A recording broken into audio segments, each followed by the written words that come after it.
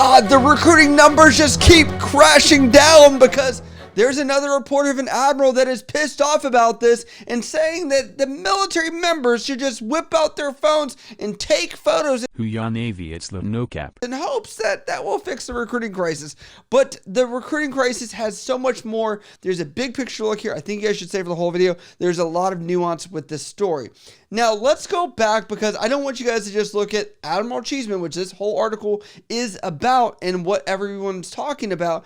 And I want you to understand this is, I would say, a better guy, right? The last guy, I don't know, but this guy's better. And I want to say it because this video blew up that I made only a couple months ago where he was actually the one to refute another admiral and said, go sit in the corner. You're never running this place again, because recruiters were going to be forced to work 6 days a week. And that was Admiral Lex Walker that was formally told by the Chief of Navy Personnel, this Admiral, Admiral Cheeseman, to go sit down and take a walk, because essentially that wasn't going to be what fixed the problem with recruiting. And I like that he was smart about it. The article from USNI News says, at sea billet gaps rise to 22,000 for E1 to E4 sailors, Chief of Navy Personnel says. This, for many people that are not Navy, I have to tell you, there is sea duty, there is shore duty. Shore duty is non-deployable, sea duty is deployable like you're on a ship or whatever. Some people think that we're like Captain Jack Sparrow out here, like sailing the 7 seas and never being home. The Navy currently has 22,000 gaps in at-sea billets for ranks E1 to E4, an issue compounded by the Navy's failure to meet its 2023 recruiting goals. The Sea Service's Chief Personnel Officer said Wednesday, overall, the Navy has 21,000 gaps in at-sea fill billets, Vice Admiral Richard Cheeseman told an audience at the Surface Navy Association Wednesday. Overall, at-sea fill gaps are lower than those in apprentice manning because some at-sea billets for ranks E5 and above are overmanned. Lieutenant Lewis Aldridge, a spokesman with Chief Navy Personnel, clarified after the speech. While the fiscal year 2023 recruiting numbers prolonged the problem with gaps in at-sea billets, the deficit traces back to 2016 when the Navy struggled to send people to boot camp. Cheeseman said, since 2016, at-sea gaps have been at least 10,000 each year. One reason for the increase is the addition of 13,000 at-sea billets without the addition of necessary training billets, Cheeseman said. There are 3 things I want to point out from here. Let's look at the cultural changes here for a second. We just had a Navy that announced that they were going to allow all these people automatic E4. And there are some jobs or billets that might automatically need E4 people to fill those billets. Makes sense. That might be part of this.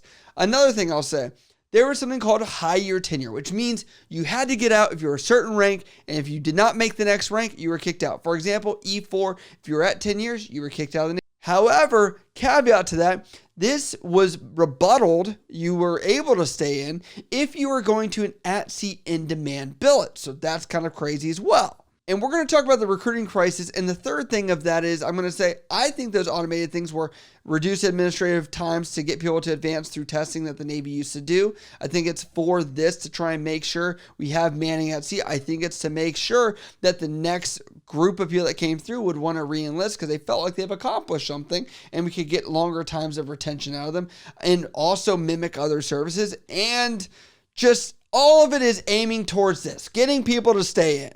The Chief of Naval Personnel told reporters after his speech that he's confident fleet commanders are not deploying anyone who is not certified, but the gaps at sea have an effect on a sailor's quality of life. In order to man the Navy, some sailors might move to billets they were not assigned to so a ship can deploy. The Navy will look at what it needs to operate, Cheeseman said. There are opportunities for manning changes, including looking at what staffing levels are required for a ship in an extended maintenance period. And I forgot to mention before as well, I'm going to say that maybe this increase in manning numbers of the thousands that they were not accommodating for previously, I've asked in previous videos if this is posturing of the military ramping up to have more of a forward presence and deploying and ensuring that there's a beefed up force, because that's what I'm considering. Is this a posturing for what people have seen as far as China in the year of 2027, 2028, that we keep hearing these magical numbers float around as people do theorize what could be on the horizon. All these studies are ongoing. It'd be evolutionary. It'll keep evolving over time, Cheeseman said. The Navy is likely to miss its recruiting goals again in this current fiscal year. Cheeseman noted that while the Navy missed them in fiscal year 2023, it does so by less than what was predicted throughout the year.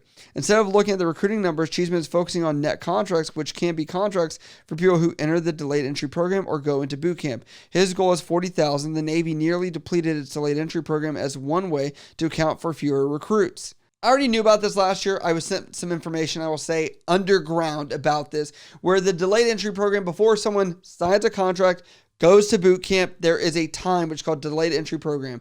When they are in that, they still go to meetings with the recruiter to make sure they're still amped and motivated to go. And that way they are still ready and fit and there's no issues that are going on with them before they do go to boot camp. And what they'd offered in the past year or two, I believe it was actually early shipping dates, and we call them shipping dates, for people to go out to boot camp a little bit quicker. And essentially, all those reserves of people that they incentivized through money, bonuses, and all these other things to leave early, those were all gone. So they just cleared the whole entire bank account. We're like, well, we still don't have any money. There is not a change, and they're saying why that is upcoming in this article.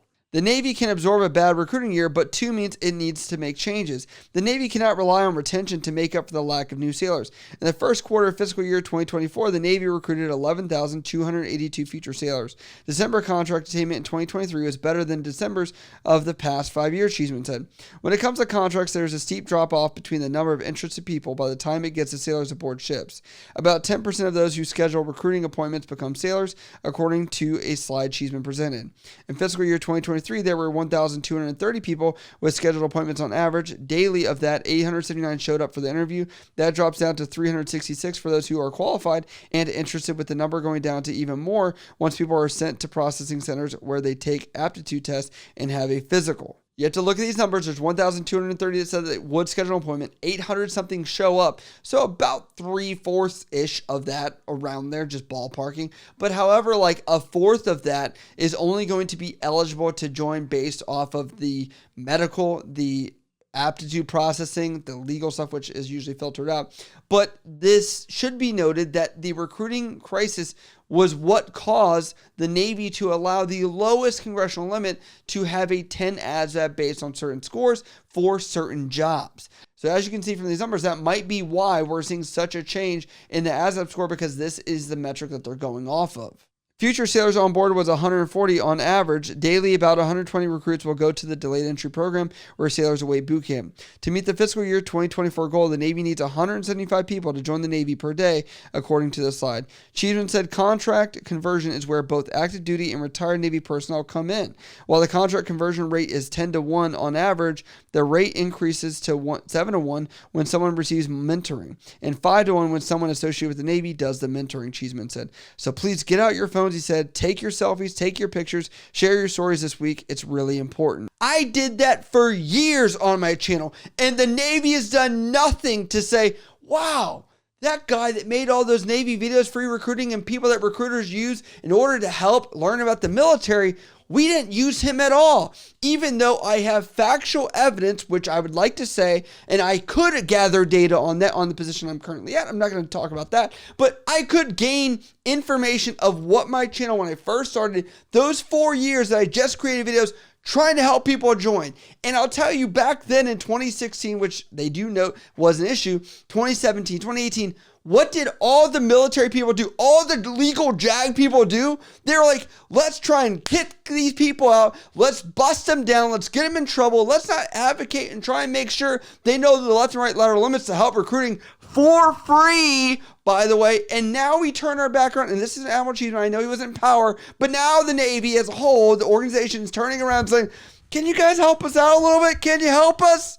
And now look at how many military influencers there are that are truly advocating and giving actual good information, not just look at how pretty I am as I'm doing everything. You'll know who I'm talking about. I want to be honest, I do have a lot of solutions to fix what is going on. And what's unfortunate is the military has a talent problem of people that, for example, Austin Alexander, that was a free resource that was willing to help out. They gave him just the orders he wanted. Now he's way more successful, and the military lost out on that opportunity. They've lost out on people like myself and other people that no one's tapping into these resources because they just think it's too much of a liability. There's too much red tape. There needs to be some changes on that side, because I'll tell you, there are 3 things or factors here that we need to consider. There's recruiting, there's legal, there's old heads that don't believe in it. So The recruiting side says, let's pull and let's recruit as much as possible. We'll do what we got to do. However, these other two, you have the legal side looking for every reason to say no. And then the last part of this is you have old heads that are just like, these darn kids. So really only one of those of the three triangle trifecta here is actually getting any pull. And that's why they're making such little progress. But I will say, whoever's out there, you can reach me. You know what my Instagram is. You know what all my socials are. I can help you guys out if you guys are actually looking for help. But God forbid, I've been doing this for 7 years. And every time that's ever been a case, it's always been declined for some stupid reason because a metric number on a table of Excel showed that this benefit would be lost. However, I can tell you the benefit of having somebody like myself on your team would have been better than the job I do every day in the military. But let's just go with that. As always, you guys can hit me up over on Instagram, Snapchat, Twitter, TikTok, or down in the comments below. I love you guys. I'll see you next time.